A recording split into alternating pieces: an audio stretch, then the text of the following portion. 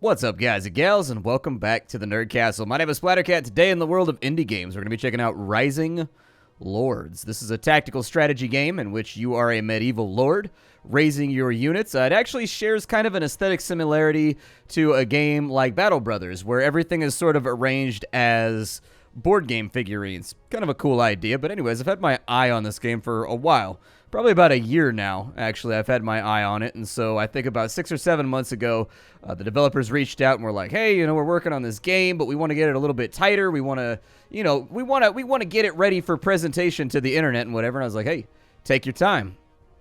Let me know when it's at a level where you're ready for it to roll out and be seen by people, you know what I mean? And last night was when they emailed me a build of the game.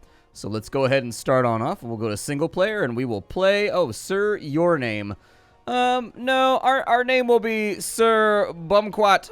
That sounds good. And then we will go with scenarios. Sounds like a decent plan. It looks like we can set up our map right here however we want. It looks like there are also varying types of maps.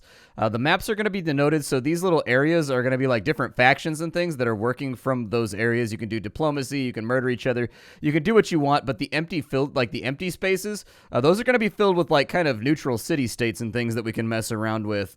So were we to go into this game right here, we would actually be in this blue territory when we start out because Sir Bumquat has the blue color.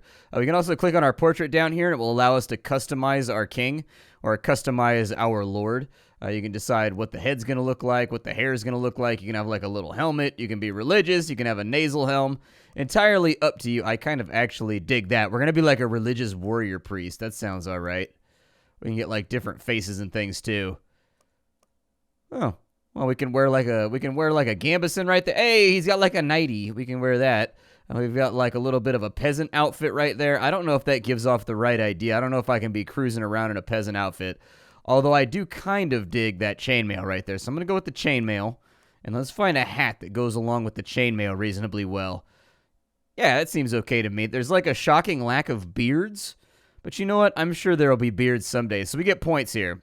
If you look, we've got points that we can spend on the character creation. If we take a negative trait, it's going to give us extra points so that we can buy more stuff. So, for example, we can be careless, and that means that we're really bad with kind of our economy. Or we can be craven, which means that our units don't get a boost from us being inside of it to their morale.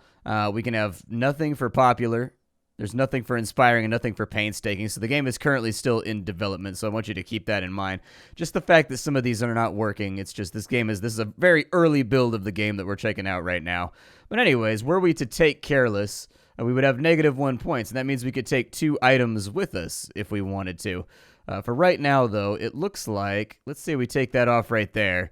Apparently, the sword does nothing of note at this time. It just looks really, really cool. And it looks like a lot of these items down here are just placeholders as well. I'm sure they have an intended use for all of these. Oh, building walls cost increased, reduced by 25. Oh, really? The shield lets you build walls a little bit better.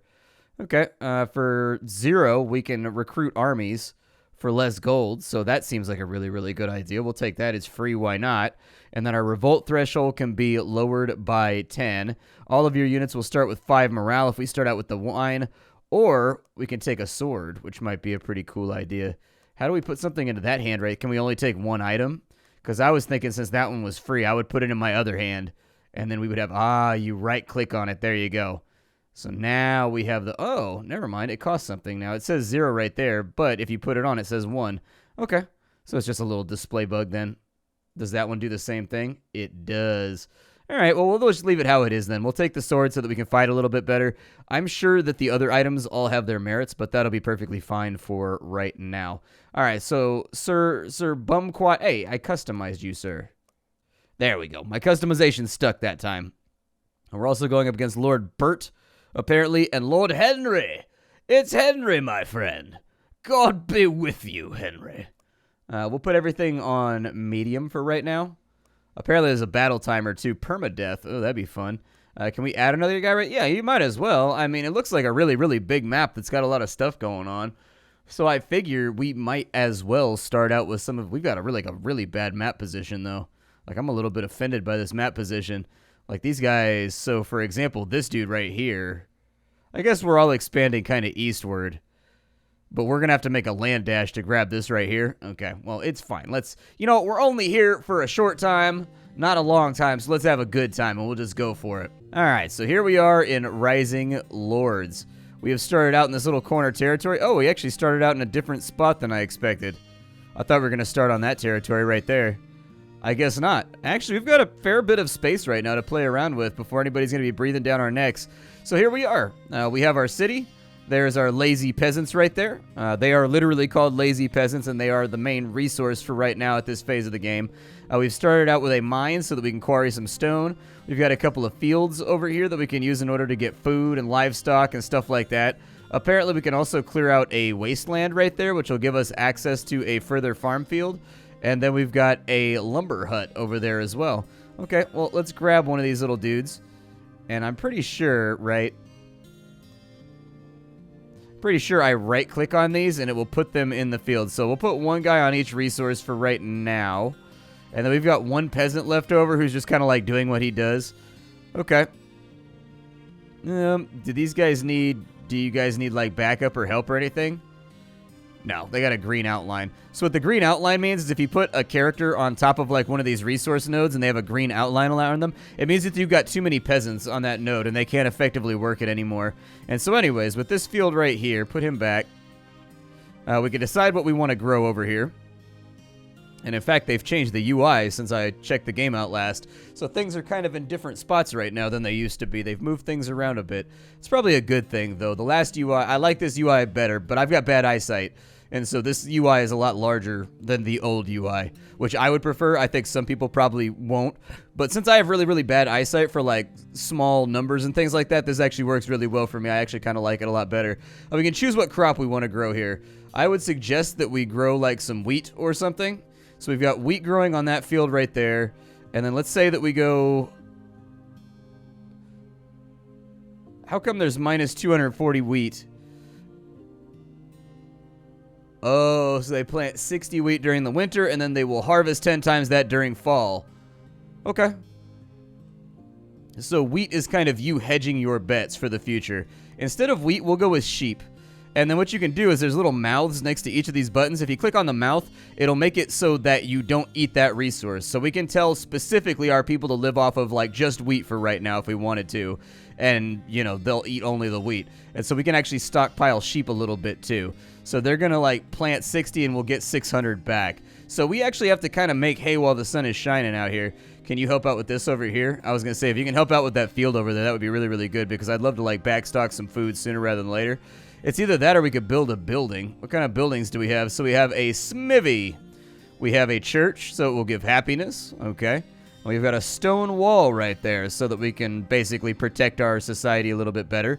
We've got a wood wall over on this side, a palisade wall, as it were. We've got the town guard, so that will give us a permanent spearman garrison that will protect the city if it's attacked. We've got an inn, so that'll increase our maximum population and enable us to put peasants on it to raise happiness. And we've got a manor, which will allow us to have more workers. Okay, one thing that you need to know about these is the build time is actually 1 for 1, so it's going to take that many turns in order to build it. And then when it says houses 500 people, that's a little bit more esoteric. Effectively, the way that that works is every 250 people will give you one little peasant icon or peasant figurine, or I guess little peasant miniature. So 250 people equals one peasant miniature. And so you basically each one of these is increasing my pop cap in its own way. I was trying to think about this because that's the one system in the game that seems to be like inflated for one reason or another. And I know why they've done it. It's because there's kind of like a disparity between the military system, which has to represent having like 600 guys in an army, and the civilian system. So these tokens effectively represent both your civilians and your military, right? So if this guy had a little helmet, a little sword, and a little 50 right there, he'd be 50 swordsmen. But for right now, he's just like one peasant. And so I think I think they've kind of got that reckoning for 250 equals one peasant figurine just to kind of rectify those two systems together. I don't really know how to describe it properly, but anyways, the first time I saw it, I thought to myself, so why don't you just say that you get one peasant when you build this building? You know what I mean? But I think it has something to do with the way this is all displayed down here and also the way armies are represented. And so it's one of those little systems that you're just going to have to get used to. 250 population is one peasant, all right? Just remember that. It's not a hard piece of information to remember. We could do a smithy. It's going to take 6 build time to get it done. Or we could wait 3 turns till this is done, and then we'll have an extra field and kind of just like see what happens. I don't know where our lord is. I assume he's around somewhere. On this our first turn, we could raise an army and sort of like march out in a different direction. These neighboring villages right here, they're actually like they're just neutral city-states. We can go conquer them right now, and it will give us a pretty big influx to our resources. I don't see any smaller cities around. My guess would be that this guy would probably be the best one to knock off first. That way we're kind of expanding along the map border, and we're creating like a unified front. And so anyways, making an army and starting a march. It's going to take us a couple turns to get over there, but I do think it's a good idea for us to start kind of marching in that direction. So let's make an army. We've got Sir Bumquat over here. We can pick up pretty much as many of these guys as we want, although we are somewhat limited by tools. I would suggest that we pick up maybe like 50 archers. And what's that going to cost me exactly? So it's going to cost me 50 right there. I know it costs money as well. So we've got a little bit of cash coming. Oh, it's going to cost us 50 gold. Okay, let's get another grouping of these guys right here. And since we have the resources, I would suggest that we just kind of make 50 of each of these. And that looks like a pretty good army to me. I think I'm going to raise them. Cannot continue. Yes, muster the army. There we go. So we got 150 guys right here called the Fierce, apparently. If we want them to go and attack this city, what we need to do is we want them to march to the edge of the zone for a little bit. I don't think anybody's going to attack us anytime soon. This army is also going to drain on our resources up here with gold. And so we'll want this military operation to be done quickly. If we can't get it done quickly, it's going to start costing us. And so anyways, winter of round 1, I feel like we did a pretty good job. You need a pasture for your cows or they shall perish. Oh, really? Okay, well then never mind. Let's convert this sheep field over here into a... Yeah, I didn't realize that mattered. And actually, it's going to do the same thing for sheep, huh? Okay, so we'll have to put sheep in right there. Kind of is what it is, but we saved all the livestock, which I feel like is a very important thing to do. People probably be upset if we don't protect the lives. You gotta look out for the lives of the little sheepies and whatnot.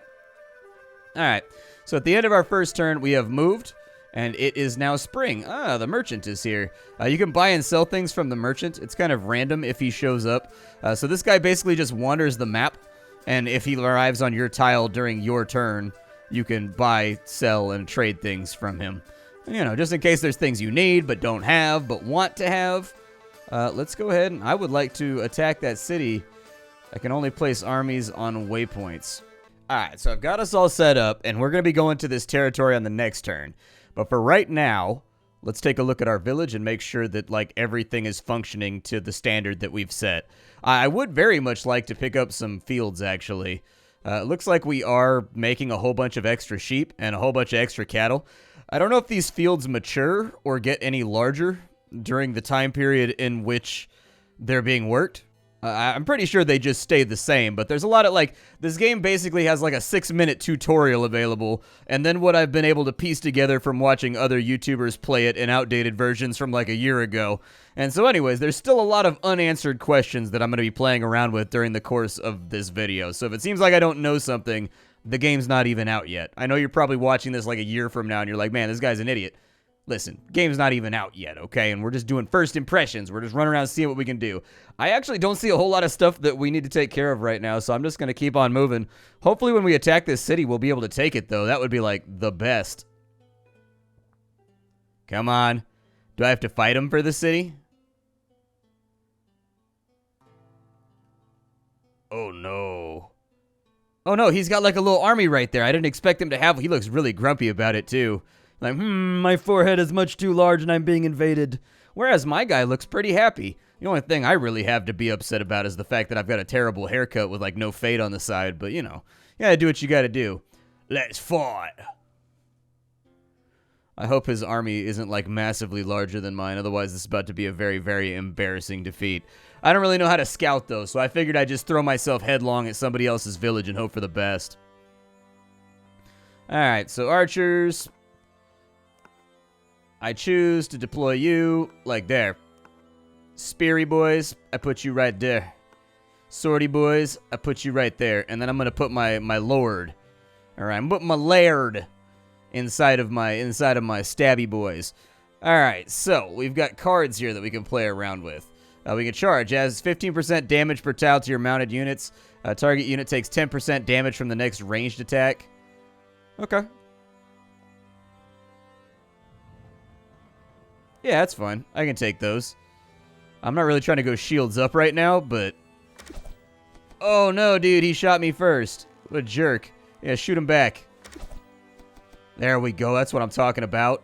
That guy's turn. You can actually see the turn order at the top of the screen right there. They've got like an initiative list. We're going to need to use our ranged units pretty aggressively if we want this to work out. Let's go ahead and kill off their archers real fast. Their archer is dead. And we've got a card called Take Aim that we can now use. Those guys already fired. I would like to attack these peasants right here. I think it's a good idea. It looks like we didn't take too much retaliatory damage, so we only lost one soldier in the scrum. You guys come over here, and then we'll see what he decides to do, although my guess is that he's probably not going to do much. He killed off one of our spearmen, and we've actually almost wiped his entire stack, so that worked out pretty well for us. I didn't really want to move inside of this range right here. I would have preferred not to have. I would like the option to either follow up or not follow up when you kill a unit. I think that's fair to allow the player, like, hey, this attack is going to kill the enemy unit. Would you like to follow up or not follow up, you know? Even if it gives you the choice after you commit to the attack so that you can't, like, cheese it to find out if the random roll is going to go in your favor or whatever, I would still strongly suggest that they maybe allow the player to, like, choose whether they want to follow up or not. Yeah, we're kind of getting, like, smoked right now. These guys are pretty tough compared to us. It's okay. The spearmen will hold the line. We only need to conquer this, like, right this second. It's only important that we conquer this, like, right this second. You know, it's not that paramount. That's 29 damage right there. That's pretty good. And then we can actually fire a couple of arrows. Yeah, there we go. It's lost most of its strength, and its morale is now affected. We can take... I mean, I don't know if I really want to attack with you, but I will. Wonder if he's going to surrender or not. I feel like he should probably just surrender. Like, I feel like we're owed a surrender right here. There we go. Take him out. I love the way the little bits and pieces, they fall to little chunkies and whatnot, like a miniature is broken or something. So we killed 125 units. We only lost 42. It's a pretty good conversion rate for the time. Sir Bumquat has won a battle against the people, apparently. And now, this is going to be our city. So we should end up with a few more peasants and a few more options for how we want to manage the place and run it into the ground, although we'll find out shortly. All right. So there's our army right there. That is currently on fire. That's not good. I'll be honest, it doesn't please me immensely that that's on fire. But we have conquered another territory now, which is great for us. That's really, really good. We will be taking in a great number of... Oh, the different areas have different resources. Okay, that's good to know. So these people are on half rations. We're going to put them on normal rations. And then we're going to go with a normal tithe so that we're getting more money from right here. This place, by contrast, we're going to put them on quarter tithe. And we're going to put them on normal rations as well to get this place to grow up. So there's a couple of different stats you need to know about for every single city. You have your population, which is how many people that live there versus how many people are actually there. So how many people can live there versus how many people are actually there. You have your health, which is how much it's increasing and what it currently is. If that gets too low, people start dying of disease and whatnot. You have happiness. If that gets too low, people will revolt. So we really want to kind of take it easy on these people for a little bit if we can manage it. Like, that's pretty much what we're shooting for, is that we want to take it easy on these folks.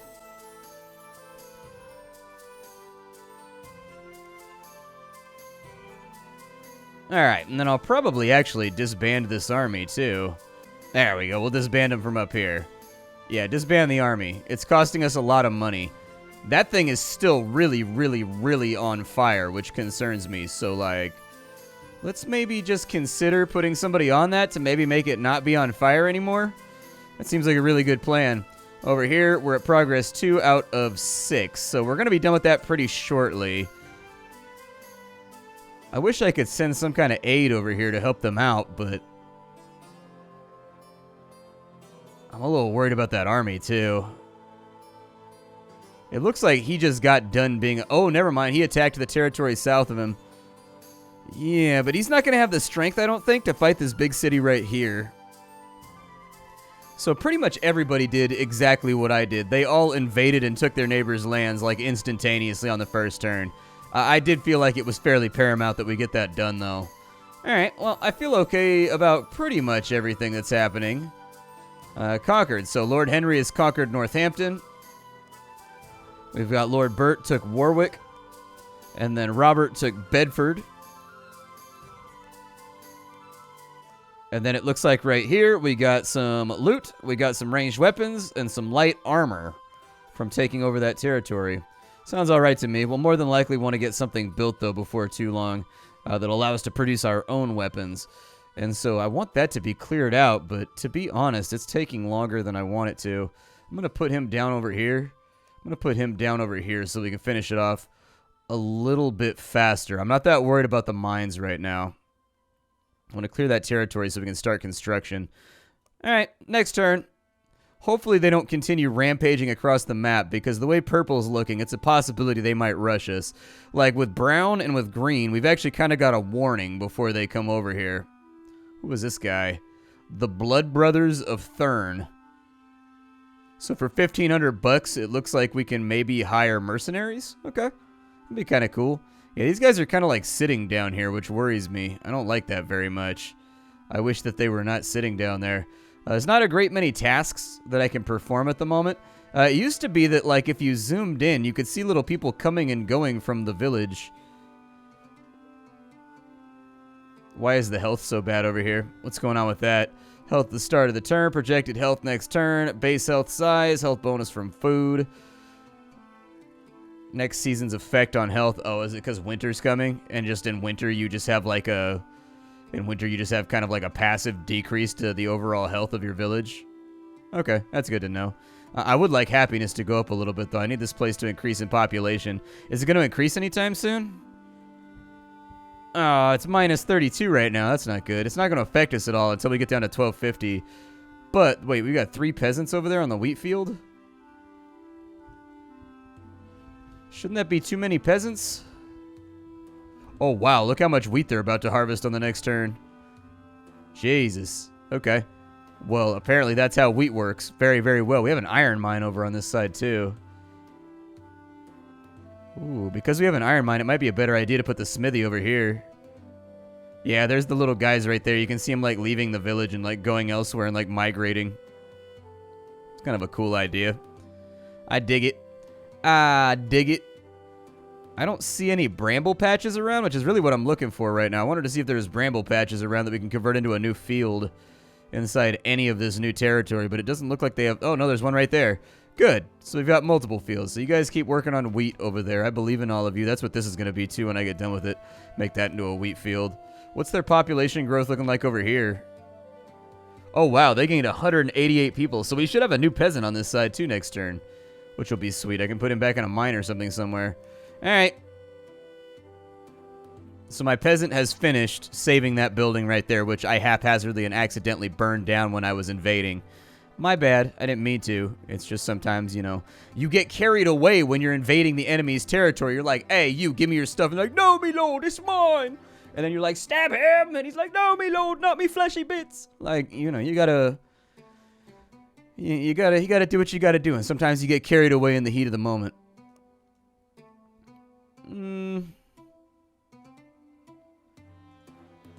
I think I would actually like to build a smithy over... What is this right here?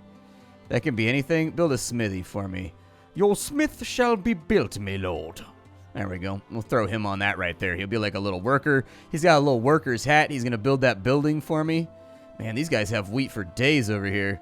Our wheat supply on this side is somewhat concerning. But I think I should be... Oh, nice!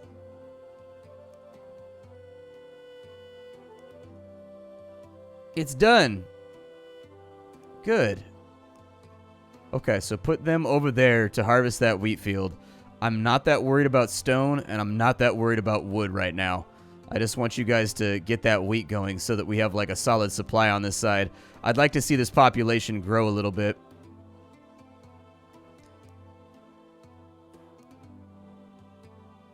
Yeah.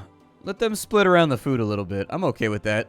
Like, we got to bring their happiness and their food up anyways, so I feel like that's the right decision. That'll increase public health by, like, a lot, and then our happiness will go up, and hopefully it'll make our population grow, too. I don't know, though. We'll have to keep it where it is. So they're at half tithe right now. If I drop that down to there, we'll be at 53 gold per turn. That seems okay. Lower that down to quarter tithe. And then you guys over here, what are you guys doing? You guys are at quarter tithe. Let's get you guys at no tithe for right now. And just let you kind of run it, I guess. We're going to have to figure out something to do with the sheep fields too, I think. Can we take one of you guys and put you on a sheep field? No, we cannot. Okay. Never mind. Put him back over there. That's a lumber yard. We don't have any stone over here, so we're going to have to figure out some kind of, like, transit protocol for moving stone from over here to over here. But I feel pretty good about where we're at. I don't think anybody's going to push this city right here, and if purple decides to, I'm going to swing in and snipe this territory right here. I think.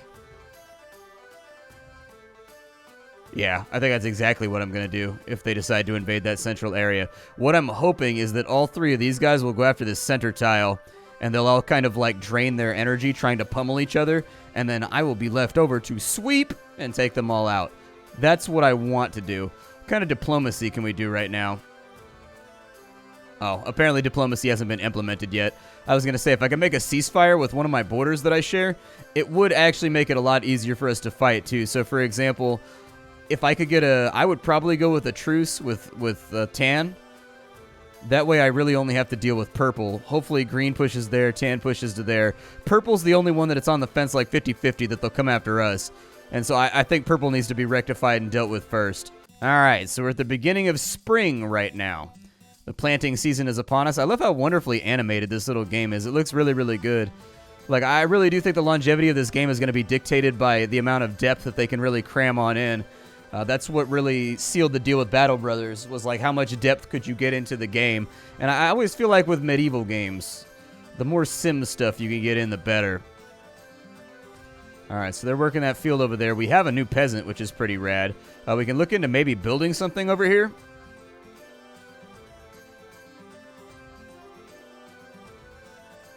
Yeah, we can go for a town guard, I think. That doesn't seem like too bad of an idea. Put in a town guard right there. We'll start getting our city a little bit larger because it looks like the AI is actually kind of... Oh, really? Brown fell back. Okay. All right. Good to know. I would like to save up money for the mercenaries. That'd be super rad. Like, they seem like they're pretty strong. I kind of want them on my team. All right. Is it progress 1 out of 5? How's our population doing here? Minus 18. It's unfortunate. Is that mostly due to public health? I think everybody's actually just migrating to the capital, actually, is what's happening here. Yep, that's exactly what's happening. People are migrating. So I think once they hit pop cap, maybe, they'll start staying over here.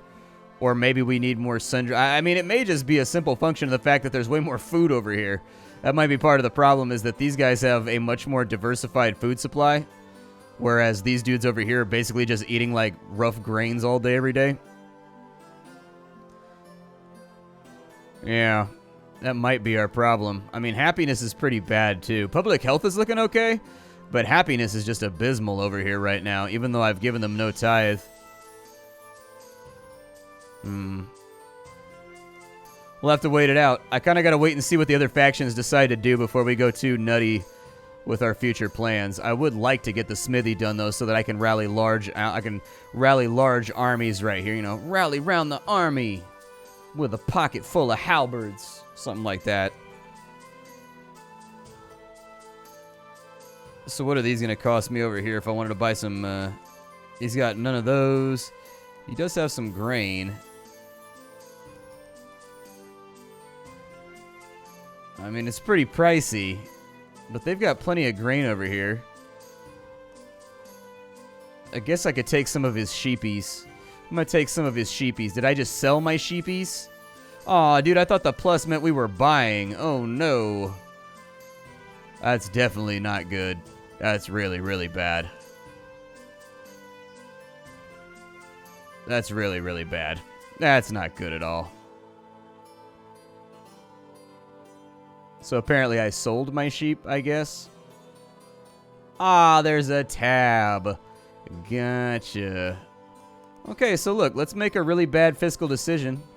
I'm going to spend my money picking up a few more sheepies over here. We'll try to look out for the public health going into fall.